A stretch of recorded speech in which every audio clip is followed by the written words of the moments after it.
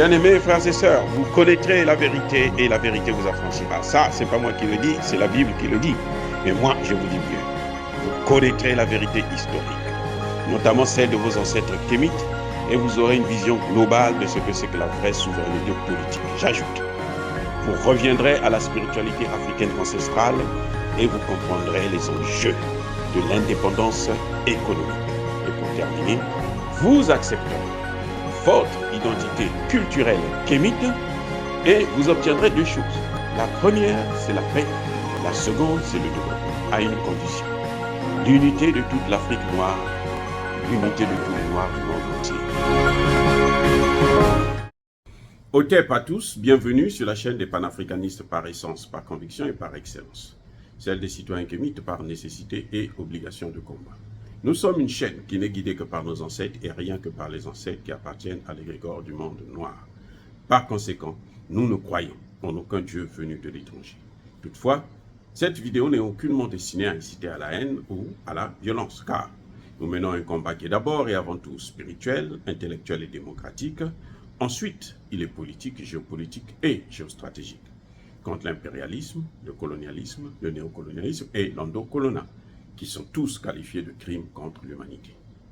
Nous menons ce combat sur la base du principe fondamental que nous avons hérité de nos ancêtres kémites, qui est celui de la Mahat, c'est-à-dire solidarité, vérité et justice.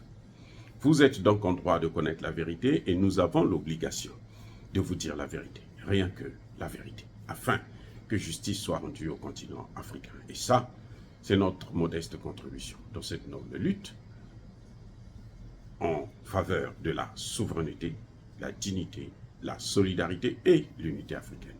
C'est exactement ça que nous appelons le panafricanisme. Bien-aimés frères et sœurs, qui en veut à Macky Sall? Quel est? Et ça, c'est le plus important. Parce qu'il faut apprendre à tirer les leçons du passé.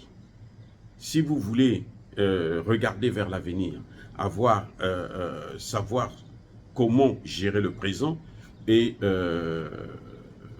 avoir un avenir meilleur, il faut comprendre d'abord le passé. Pourquoi ils en veulent à Macky Sall? Quel est le crime de Macky Sall? Vous avez même des intellectuels qui, aujourd'hui, ne veulent pas entendre parler de Macky Sall.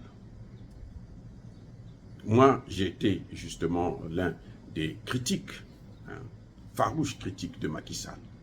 Je l'ai critiqué, beaucoup critiqué même. Mais, aujourd'hui, j'ai une position nuancée. C'est pour ça que je me suis posé la question de savoir, mais qu'est-ce que Macky Sall a fait? Pourquoi on ne veut plus voir Macky Sall? Les mêmes qu'il a acclamés là, ils ne veulent plus voir Macky Sall. Quand je parle des mêmes, je dis bien, je parle des pays occidentaux. Je parle de l'OTAN. Je parle des États-Unis, je parle de la France, je parle de la France-Afrique. Ils ne veulent plus Macky Sall. Eh oui. Mais non, quel est son crime? Quel est son crime? C'est simple à comprendre. Il faut regarder dans le passé.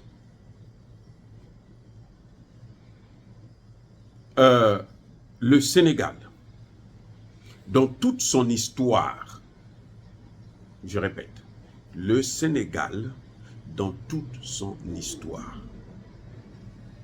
les dirigeants, les présidents, en d'autres termes, les présidents qui ont géré le Sénégal ont toujours été en faveur de la position occidentale.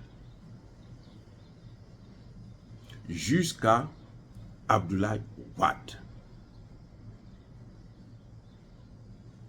Donc que ce soit Senghor, que ce soit Abdou Diouf, que ce soit Abdoulaye Wade, tous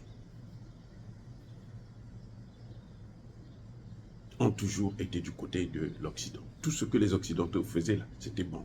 Y compris la colonisation et l'esclavage. C'était bien.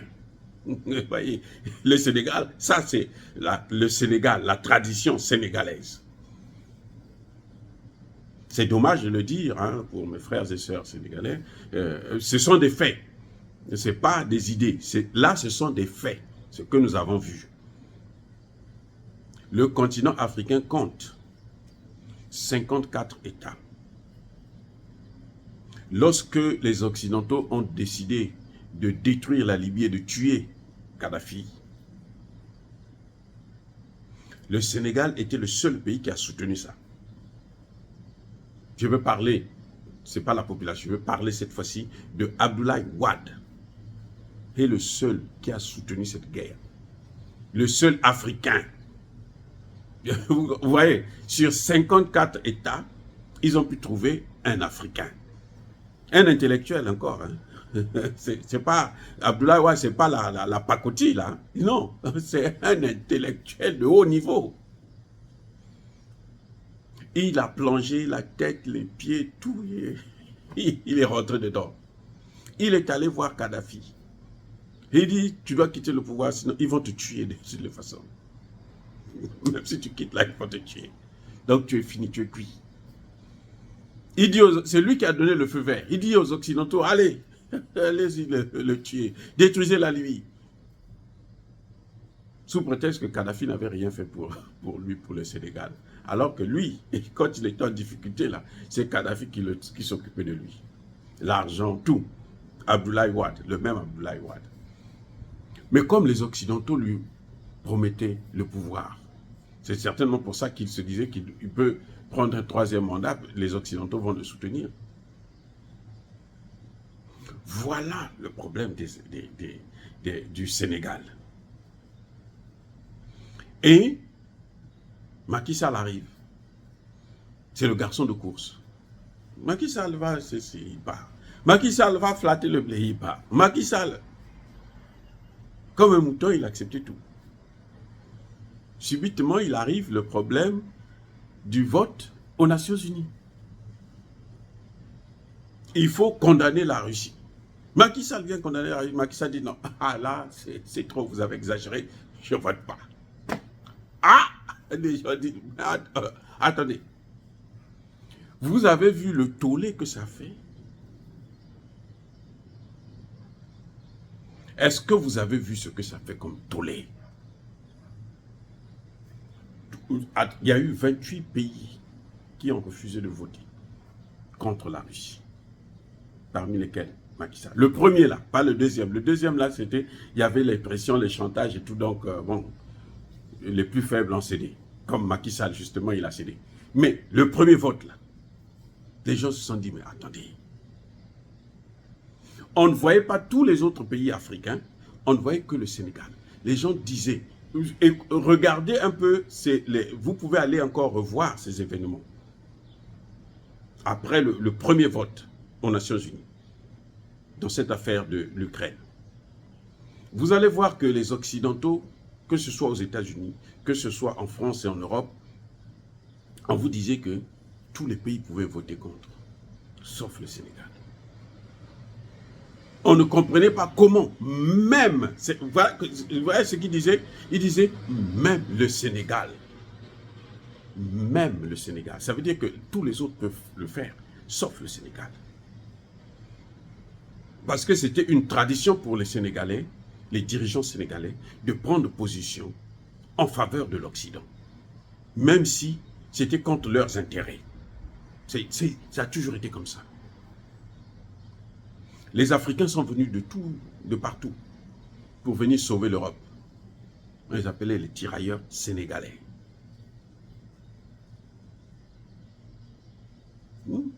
Donc le Sénégal, c'est un pays important pour ces gens-là.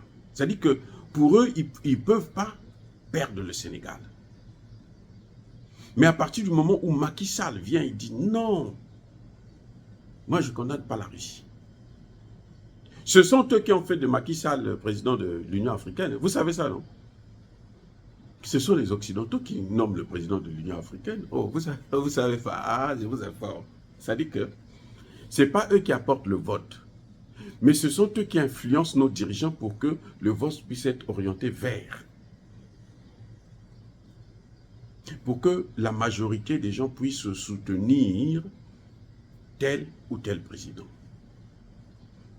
Je vous rappelle que c'est l'Union européenne et les États-Unis qui financent l'Union africaine à hauteur de 80% de son budget.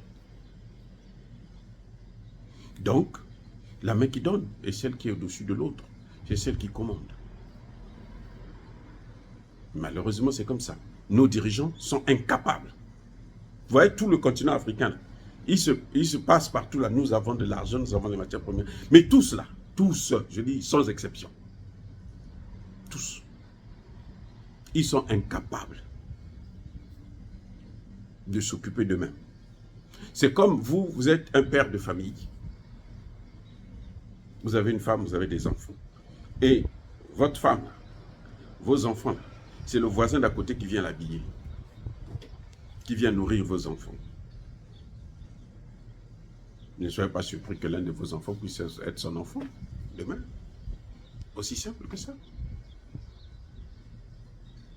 Et c'est pas que vous ne travaillez pas, vous êtes en difficulté, non.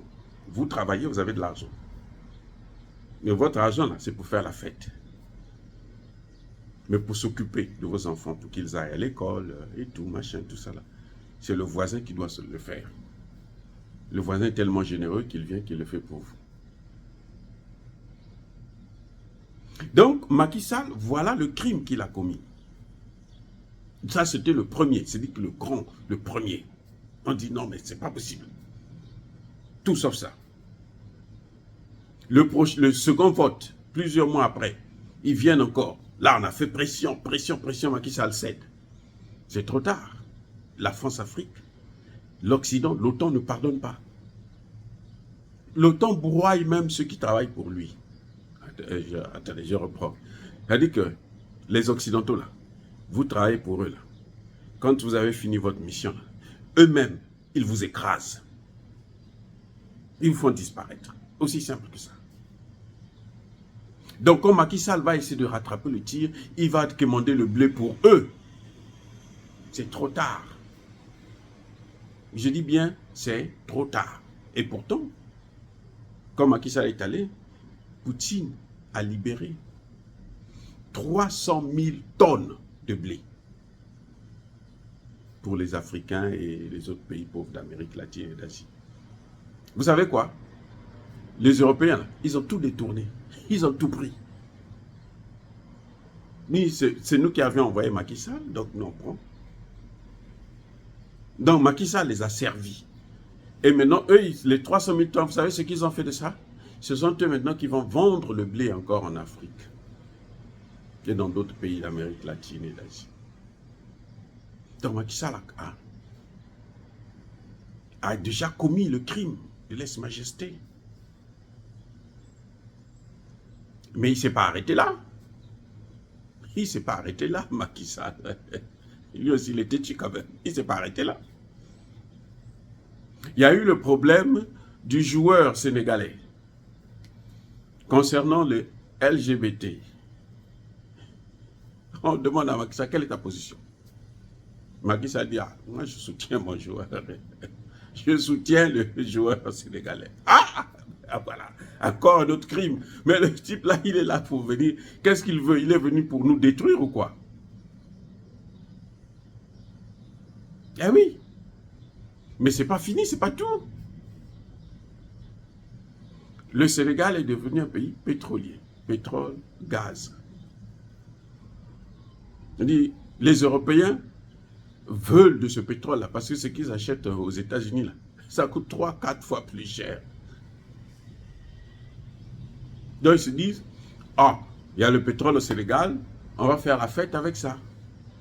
Macky Sall dit non, la fête est terminée, la récréation est terminée.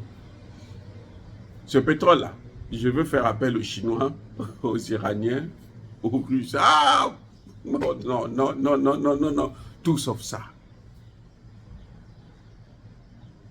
Tout sauf ça. Macky Sall a encore frappé. Macky Sall a encore frappé. C'est pour ça que vous voyez tout ce qui est en train de se passer avec Sanko, machin, tout ça là. Macky Sall a trahi les Occidentaux. Et Macky Sall peut beau aller là, en Ukraine, là, pour la négociation, là, le 16-17, là, ça ne changera à rien. Ça ne changera rien. C'est qu'encore... Mais j'allais oublier le plus important. C'est que Macky Sall, le Sénégal, se rapproche de plus en plus des BRICS. Les BRICS risquent d'installer une banque centrale en Afrique de l'Ouest, au Sénégal. Les négociations sont en cours, c'est très avancé. En tout cas, c'est probablement le pays qui va accueillir cette banque des BRICS en Afrique de l'Ouest. Comme ils ont fait avec le Centrafrique. Là, les BRICS, c'est l'anti-dollar. C'est le contre-dollar, les BRICS. Et vous voulez qu'ils soutiennent Macky Sall. Au début, j'ai cru que c'était, je me suis trompé là, que la crise au Sénégal, c'était les États-Unis qui voulaient éliminer, chasser les Français. Non, non, non, non, non. J'avais fait une petite erreur parce qu'ils avaient tellement utilisé la France pour ça. Mais en fait, les États-Unis et la France ont le même objectif, c'est de faire partir Macky Sall pour placer quelqu'un qui va faire exactement ce qu'eux ils demandent de faire. Et Ousmane Sonko semble être le candidat idéal pour détruire tout ce que Macky Sall a construit. Parce que vous savez, un pays, ce n'est pas quelque chose une donnée qui vient du ciel, non. C'est un processus. Je commence et puis l'autre viendra, il va continuer, ainsi de suite.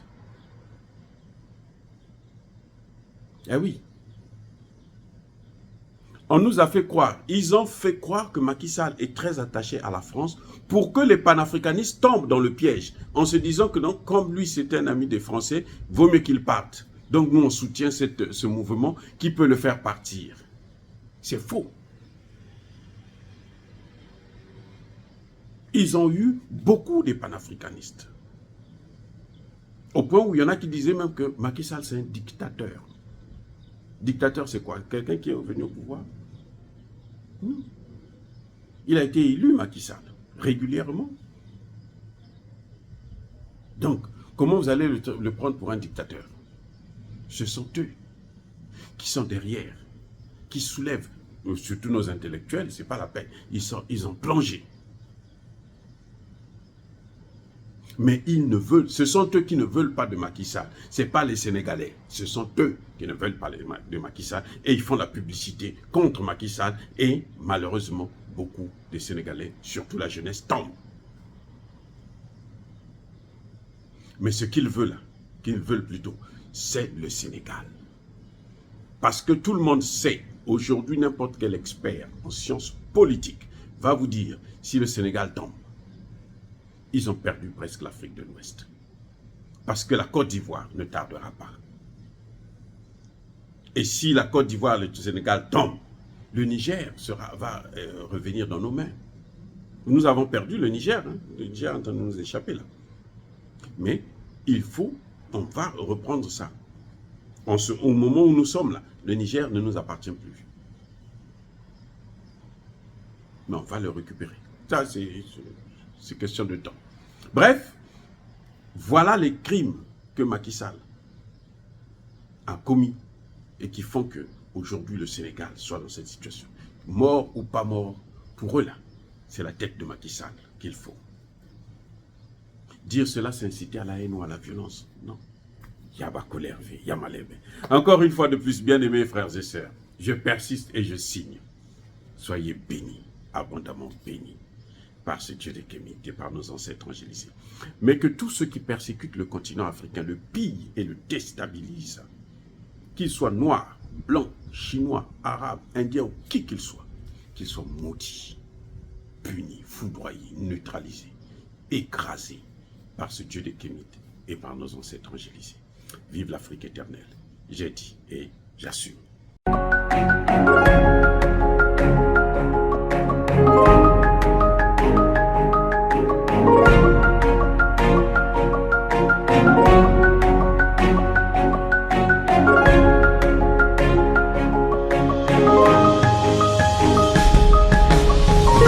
Eux, ils marchent par la foi et non par la vue.